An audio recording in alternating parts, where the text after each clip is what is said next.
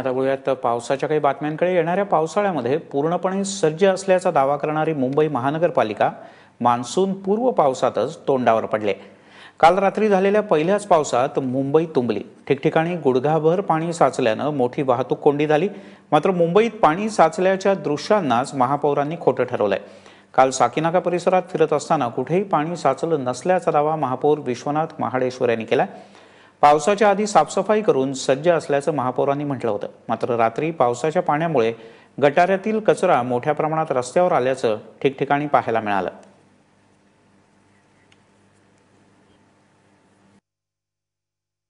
रात्री जेव्हा काल संध्याकाळी पाऊस पडत होता, मी स्वतः रात्री फिरत होतो। मी स्वतः त्यावेळी साकीनाकाच्या एका कार्यक्रमाला गेलो होतो। तिकडे त्या रस्त्याने फिरत आलो तर ज्या प्रमाणात एवढा मोठा पाऊस अचानक पडला, परंतु तेवढं पाणी मला साचलेलं कुठे दिसलं नाही।